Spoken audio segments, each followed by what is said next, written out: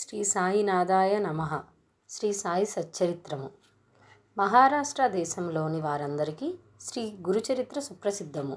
ఆ దేశమంతటా దత్తాత్రేయ భక్తులు దీనిని చదివెదరు. కొందరు దీనిని నిత్య పారాయణము చేసెదరు. దీనిని రచించిన వారు సరస్వతి గంగాధరుడు. ఇందులో శ్రీపాద శ్రీ వల్లభ స్వామి యొక్కయు శ్రీ నరసింహ సరస్వతి స్వామి యొక్కయు లీలలను విచిత్ర చర్యలను వర్ణింపబడి ఉన్నవి. వీరిద్దరూ దత్తాత్రేయుని ముఖ్యావతారములు. ప్రముఖ మరాఠీ గ్రంథకర్తయు శ్రీ ఎల్.ఆర్. పాంగాకర్ అభిప్రాయము ప్రకారం ఈ రెండవతారములు 14-15 శతాబ్దములలో వెలిసెను.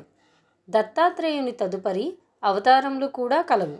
ఇందులో ముఖ్యమైనవి నైజాం ఇలాకాలో శ్రీ మాణిక్య ప్రభువును, సోలాపూర్ జిల్లాలో శ్రీ అక్కల్ కోటకర్ మహారాజ్ గారు, తుట్టతుదకు అహ్మద్ నగరు జిల్లాలోని షిరిడీలో శ్రీ సాయిబాబా. బాబా 1918వ సంవత్సరంలో మహాసమాధి చెందిరి. శ్రీ అక్కల్ కోటకర్ మహారాజు అవతార పరంపరయే శ్రీ సాయిబాబా అని కొందరి భక్తుల నమ్మకం. 5వ అధ్యాయంలో వేప చెట్టు కింద పాతకలు ప్రతిష్ఠించిన కథయు, 25వ అధ్యాయంలో చెప్పబడిన హరిశ్చంద్ర పితలే అనుభవమును ఈ నమ్మకమును దృఢపరచున్నవి. పైన వివరించిన 2 అవతారముల విచిత్ర లీలలను శ్రీ గురుచరిత్రమను గ్రంథమందు 53వ అధ్యాయంలో సరస్వతి గంగాధరుడు ఎట్లు వర్ణించెనో ఇటులనే శ్రీ గోవింద రఘునాథ్ ఉరఫ్ అన్నా సాహెబ్ దాబోల్కర్ అనువారు శ్రీ సాయి లీలలను 53వ అధ్యాయంలో శ్రీ సాయి సచ్చరిత్రమున గ్రంథమును వర్ణించి ఉన్నారు. కనుక ఈ శ్రీ సాయి సచ్చరిత్రము ఈనాటి గురుచరిత్ర అని చెప్పవచ్చును. శ్రీ గురుచరిత్రను రాసిన వారు కన్నడం వారు కాబట్టి వారికి మరాఠీ భాష బాగుగా తెలియకుండెను. అయినప్పటికీ వారి ఇష్టదైవము యొక్క ఆశీర్వాదం వల్ల మరాఠీ భాషలో ప్రసిద్ధికెక్కిన గొప్ప గ్రంథమును వారు రాయగలిగిరి. శ్రీ సాయి సచ్చరిత్రము యొక్క గ్రంథకర్త సుప్రసిద్ధ మరాఠీ వారు. వారు మహారాష్ట్ర దేశంలోని అనేక యోగుల చరిత్రలను చదివి ఉన్నారు. ప్రసిద్ధి చెందిన ఏకనాథ భాగవతము వారి నిత్య పారాయణ గ్రంథము. శ్రీ సాయి సచ్చరిత్రమును జాగ్రత్తగా చదివినచో ఏకనాథ భాగవతంలోని పెక్కు విషయాలు శ్రీ సాయి సచ్చరిత్రలో పొందుపరచబడి ఉండుట చూడగలరు.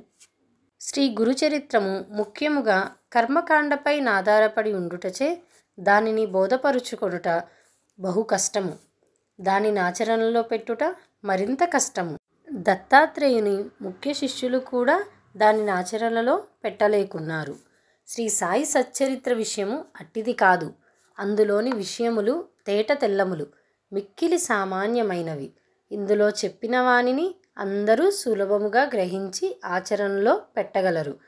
శ్రీ గురుచరిత్రలో వర్ణించిన విషయములు అవి జరిగిపోయిన 100 ఏండ్లకు రాయబడిను.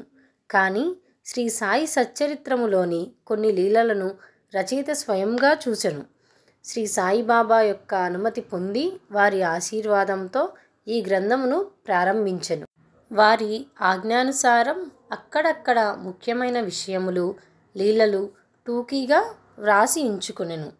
1918వ సంవత్సరంలో సాయిబాబా సమాధి చెందిన తరువాత శ్రీ సాయి లీలా మాసపత్రికలో శ్రీ సాయి సచ్చరిత్రమును కొంచెంగా ప్రకటించెను. శ్రీ సాయి సచ్చరిత్ర ఈ విధముగా 1923 నుండి 1929 వరకు శ్రీ సాయి లీలలో ధారావాహికముగా ప్రచురింపబడి 1930లో పూర్తి గ్రంథ రూపముగా ముద్రింపబడింది. కనుక శ్రీ సాయి సచ్చరిత్రమును ప్రస్తుత గ్రంథము అధికారికమైనది. షిరిడీలో శ్రీ సాయిబాబా సచ్చరిలుగా ఉండగా దర్శించుకొను భాగ్యము లభించని సాయి భక్తులకు ఈ గ్రంథము నిజంగా ఒక వరము. శ్రీ సాయి సచ్చరిత్రమును అన్నా సాహెబ్ దాబోల్కర్ గారు కూర్చెను. కానీ ప్రతి అధ్యాయము చివరను శ్రీ సాయి ప్రేరేపణచే హేమడ్ పంత్చే రాయబడినట్లున్నది. కావున ఈ హేమండ్ పంత్ ఎవరని పాఠకులు అడగవచ్చును. అన్నా సాహెబ్ దాబోల్కర్ మొట్టమొదటిసారి శ్రీ సాయిబాబాను సందర్శించినప్పుడు వారి బిరుదును దాబోల్కర్కు కరుణించిరి. ఎప్పుడు ఏ సందర్భంలో ఈ బిరుదును అతనికి నొసంగిరో అను విషయము 2వ అధ్యాయంలో రచయిత చెప్పి ఉన్నారు. అన్నాసాహెబ్ జీవిత చరిత్ర ఈ దిగువ క్లుప్తముగా చెప్పబడినది. గ్రంథ రచయితయగు దాబోల్కర్ 1859వ సంవత్సరంలో ఠానా జిల్లాలోని కేల్వే మాహిమునందు ఒక పేద ఆద్యగౌడ బ్రాహ్మణ కుటుంబంలో జన్మించిరి. వారి తాత తండ్రులు దైవభక్తి కలవారు. దాబోల్కర్ తమ ప్రాథమిక విద్యను స్వగ్రామమందే పూర్తి చేసి పూనాలో 5వ స్టాండర్డ్ వరకు ఆంగ్ల విద్యను అభ్యసించిరి. కుటుంబ ఆర్థిక పరిస్థితులంత బాగుగా నుండుకొచే వారు పై క్లాసులు చదువుట మానుకొనిరి. అప్పట్లోనున్న సర్కారు నౌకరీ పరీక్షల్లో ఉత్తీర్ణులై తన ఊరిలోనే బడిపంతులు ఉద్యోగంలో ప్రవేశించిరి. ఆ సమయమందు కూలాబా జిల్లాలో మామల్తారుగానున్న సాబాజీ చింతామణి చిట్నీస్ అనువారు వీరి సచ్చిలతను, బుద్ధికుశలతను, సేవానిరతని మెచ్చుకొని తలాటి అను గ్రామోద్యోగిగా నియమించిరి. తర్వాత ఇంగ్లీషు గుమస్తాగా వేసిరి. పిమ్మట మామల్తార్ కచేరీలో హెడ్ గుమస్తాగా నియమించిరి. కొంతకాలము జరిగిన పిమ్మట అటవీ శాఖలో ఉద్యోగిగా నుంచిరి. కొన్నాళ్లకు కరువు సంబంధపు పనులందు ప్రత్యేక ఉద్యోగిగా గుజరాత్లోని బ్రోచ్లో నియమితులైరి. ఆయా ఉద్యోగములలో తన బాధ్యతలను అత్యంత సమర్థవంతంగా నెరవేర్చుట వలన 1901వ సంవత్సరంలో ఠానా జిల్లాలోని సేహాపూర్లోని మమల్తారుగా నియమింపబడిరి. 1903వ సంవత్సరంలో ఫస్ట్ క్లాస్ రెసిడెంట్ మెజిస్ట్రేటుగా బాంద్రాలో నియమింపబడిరి. వారచ్చట 1907 వరకు ఉద్యోగం చేసిరి. తరువాత ఆయన ముర్బాడు, ఆనంద్, బోర్సాదులలో పనిచేసి 1910వ సంవత్సరంలో తిరిగి బాంద్రాలో రెసిడెంట్ మెజిస్ట్రేటుగా నియమితులైరి. ఈ సంవత్సరమందే వారికి షిరిడీకి పోయి శ్రీ సాయి సందర్శనము చేయు భాగ్యము కలిగెను. 1916వ సంవత్సరంలో వారు ఉద్యోగ విరమణ చేసిన పిమ్మట కొన్ని నెలల వరకు తాత్కాలిక ఉద్యోగిగా పనిచేసిరి. అదియును విరమించిన తరువాత సాయిబాబా మహాసమాధి చెందు వరకు శ్రీ సాయి సేవలోనే పూర్తిగా నిమగ్నులైరి. బాబా మహాసమాధి పిమ్మట షిరిడీ శ్రీ సాయిబాబా సంస్థానమును 1929వ సంవత్సరంలో తాను మరణించు వరకు ఎంతో చాకచక్యముగా నడిపిరి. వారికి భార్య, ఒక కుమారుడు, 5 కుమార్తెలుండిరి. బిడ్డలకు తగిన సంబంధములు దొరికినవి. అందరూ క్షేమముగా ఉన్నారు. సాయిబాబా ఎవరు అను ప్రశ్నకు 3 విధములుగా సమాధానం చెప్పవచ్చును. మొదటిది, దీర్ఘాలోచన చేయకయే విషయముల గురించి కానీ మనుషుల గురించి కానీ అభిప్రాయము చెప్పు అభ్యాసము కలవారు సాయిబాబానుక పిచ్చి ఫకీరని, వారు షిరిడిలో శిథిలమై పాడుబడిన మసీదులో అనేక సంవత్సరములు నివసించారనియు ఇష్టము వచ్చినట్లుగా మాట్లాడుచు తమను దర్శింపవచ్చిన వారి నుంచి దక్షిణ రూపముగా ధనము వసూలు చేయుచుండిరని చెప్పుదురు. ఈ అభిప్రాయము తప్పు. ఆర్ఏ తర్కడ్ గారి స్నేహితుడు ఒకసారి బాబా దర్శనాంతరము బాబా వద్ద సెలవు పుచ్చుకొని బొంబాయి తిరిగి పోవుచున్నప్పుడు కంటతడి పెట్టుకొనెను. అతనితో బాబా ఇట్లనెను, పిచ్చివాని వలె ప్రవర్తించుచున్నావేమి? నేను బొంబాయిలో మాత్రము నీతో లేనా? దానికి తర్కడ్ గారి మిత్రుడు ఇట్లా జవాబిచ్చెను, నాకు ఆ విషయము తెలియదు. ఎందుకనగా మీరు బొంబాయిలో నాతోనున్నట్లుగా నాకు అనుభవం లేదు కదా. అందులకు బాబా ఇట్లనెను, ఎవరైతే బాబా షిరిడీలో మాత్రమే ఉన్నాడని అనుకుందురో వారు బాబాను నిజంగా గ్రహింపలేదని తెలుసుకో. 2. కొందరు సాయిబాబాను మహాసిద్ధ పురుషుడనిరి. మహమ్మదీయులు బాబాను తమ పీరుల్లో ఒకరిగా భావించిరి. హిందువులు బాబాను తమ మహాత్ములలో ఒకరిగా గ్రహించిరి. ప్రతి సంవత్సరం షిరిడిలో జరుగు ఉత్సవముల నిర్వాహకులు తమ ప్రకటనలో బాబాను సంత చూడామణిగా పేర్కొనెదరు. ఈ అభిప్రాయము కూడా సరి అయినది కాదు. 3. శ్రీ సాయిబాబాను సన్నిహితముగాను వాస్తవముగాను సేవించిన వారు మాత్రము బాబాను భగవదావతారమని ఇప్పటికీ భావించుచున్నారు. శ్రీ సాయిబాబా సర్వాంతర్యామి. బివి నరసింహస్వామి గారు రచించిన బాబా సూత్రములు పలుకులు అను గ్రంథమునకు పీఠికలో ఇండోరు హైకోర్టు జడ్జి గారు ఎంబి రేగే గారు ఇట్లా రాసినారు. బాబా సశరీరులుగా ఉన్నప్పుడు వారొక రూపుదాల్చిన భగవత్ స్వరూపముగా తమ భక్తులకు వాసిల్లుతూ తమ లీలా ప్రబోధాల ద్వారా సాధకుల మార్గమును ప్రకాశింపచేయుచుండెడివారు. వారి దేహము మాయమైపోయినది కానీ దానిలో అప్పుడుండిన బాబా మాత్రము ఇప్పటికీ అనంత శక్తి వలె నిలిచి వారు సమాధి చెందక ముందు భక్తులకు తోడ్పడినట్లే వారిని ఆశ్రయించు అసంఖ్యాక భక్తులకు నిశ్శబ్దముగా సహాయపడుచున్నారు. శ్రీ బివి నరసింహస్వామి గారు రచించిన భక్తుల అనుభవములు అను పుస్తకములోని మొదటి పేజీలో ఉత్తర భారతదేశంలోనున్న ఒక హైకోర్టు జడ్జి గారిట్లు రాసి ఉన్నారు. నేను సాయిబాబాను సృష్టి స్థితి లయకారుడిగా భావించెదను. 1918వ సంవత్సరంలో వారు సమాధి చెందకముందు నేనట్లు భావించితిని. ఇప్పటికీ నేనట్లే భావించుచున్నాను. నాకు మాత్రము వారు సమాధి చెందినట్లు లేదు. నా దృష్టిలో వారు అన్ని పరిమితులకు అతీతులు.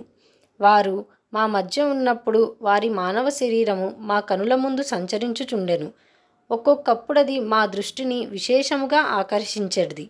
కానీ ఎక్కువ భాగము మా ఎరుకలో నిలిచింది మాత్రం వారి అనంత తత్వమే. శాశ్వతము అశాశ్వతముల అద్భుత సమ్మేళన రూపమైన ఒక మానసిక ప్రతిబింబం వలె వారు మాకు భాషించేవారు. అశాశ్వతమైన తమ మానవ దేహము ఒకప్పుడు మా ముందర తలుకుమని మెరిపించేవారు. ఇప్పుడు అశాశ్వతమైన ఆ దేహము మాయమై సాయిబాబా అను శాశ్వతమైన అనంత శక్తి మాత్రము నిలిచియున్నది. బివి నరసింహస్వామి గారిచే రచింపబడిన భక్తుల అనుభవములు అను గ్రంథములో 1920 పుటలలో ఆచార్య జీజీ నార్కే ఇట్లా చెప్పి ఉన్నారు.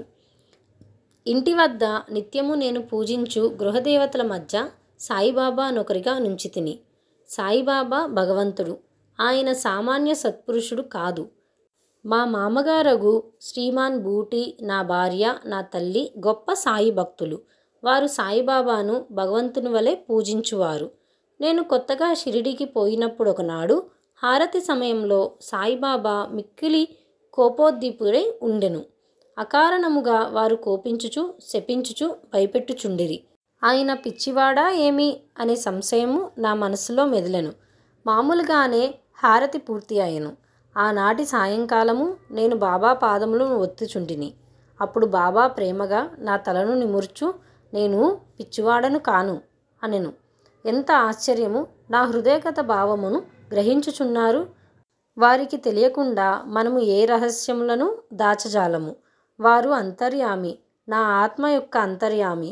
వారి అంతర్యామి తత్వమును గూర్చి నాకు అనేక నిదర్శనములు కలిగెను. వారు నాతో మాట్లాడునప్పుడు నా హృదయంలో కూర్చుండి మాట్లాడు వాని వలె మాట్లాడువారు. నా హృదయములో గల ఆలోచనలను కోరికలను గ్రహించుచుండెడివారు. వారు నాలోనున్న భగవంతుడు, వారే భగవంతుడని నిశ్చయించుటలో నాకెట్టి సంకోచము లేకుండెను. ఒక్కొక్కప్పుడు వారిని నేను పరీక్షించుచుండిని. ప్రతి పరీక్షలో వారు సర్వజ్ఞులనియు వారి ఇచ్ఛానుసారము సర్వమును నడిపించెదరనియు ఒకే నమ్మకం కలుగుచుండెను. రావు బహదూర్ ఎండబ్ల్యూ ప్రధాన్ రాసిన షిరిడీ సాయిబాబా అను గ్రంథమునకు ఉపోద్ఘాతములో గౌరవనీయులను అమరావతిలో ప్రసిద్ధికెక్కిన వకీలునునగు దాదాసాహెబ్ కపాడ్డే ఇట్లు చెప్పి ఉన్నారు. శ్రీ సాయిబాబా ప్రతివారి అంతరంగమునందు మొదలు ఆలోచనలన్నిటియూ తెలిసిన వానివలే ఉండి వారి కోరికలు తీర్చుచు సుఖ సంతోషములు కలగజేయుచుండెడివారు. ఆయన భూమిపై నడయాడు దైవం అనే భావము కలుగుచుండెను. దాసగను మహారాజు తమ స్తవన మంజరి అను స్తోత్రమునందు సాయిబాబాను జగత్తు యొక్క సృష్టికర్తగాను, నిర్మలమైన అంతరాత్మగాను, నిత్య శాంతమూర్తిగాను వర్ణించి ఉన్నారు. హేమాడ్ పంత్ శ్రీ సాయి సచ్చరిత్రము యొక్క మొదటి అధ్యాయంలో సాయిబాబాను గోధుమలు విసురుచుండిన యొక్క వింత యోగిగా వర్ణించెను. కానీ రాను రాను బాబాతో సంబంధము పెరిగిన కొలది బాబాను భగవంతుడి అనియు సాక్షాత్కార బ్రహ్మస్వరూపుడి అనియు చెప్పియున్నారు. షిరిడీ భక్తులందరూ, ముఖ్యముగా మాధవరావు దేశపాండే ఉరఫ్ శ్యామ అనువారు బాబాకు మిక్కిలి భక్తులు. వచ్చిన భక్తులందరితో కలిసిమెలిసి తిరుగుతాడు. ఆయన ఎల్లప్పుడూ బాబాను దేవా అని సంబోధించువాడు. ఈ భక్తులందరి అభిప్రాయంలో అవతరించి వారు చెప్పిన దానిలోని యథార్థమును గ్రహించి శ్రీ సాయి అవతార పురుషుడని భావించెదముగాక. ఉపనిషత్ ద్రష్టులైన మన పూర్వ ఋషులు భగవంతుడు సర్వంతర్యామి అని సత్యమును దర్శించిరి. బృహదారణ్యక, చాందోగ్య, కట, శ్వేతాస్వతర ఉపనిషత్తుల జీవకోటితో సహా సర్వవస్తు సముదాయమైన ప్రకృతి అంతయు భగవంతుని రచనమనియు ఆది అంతయు సర్వాంతర్యామిచే అనగా సర్వమును సృష్టించి పాలించడి భగవంతునిచే వ్యాపింపబడి ఉన్నదనియు వక్కానించుచున్నది. ఈ సిద్ధాంతమును నిరూపణ చేయుటకు తగిన ఉదాహరణ శ్రీ సాయియే. ఈ శ్రీ సాయి సచ్చరిత్రమును సాయిబాబాకు సంబంధించిన ఇతర గ్రంథములను చదివిన వారు తప్పక ఈ సత్యమును గ్రహించి యథార్థమైన శ్రీ సాయిని దర్శించగలరు. ఉపోద్ఘాతము సంపూర్ణము. సద్గురు శ్రీ సాయినాథార్పణమస్తు.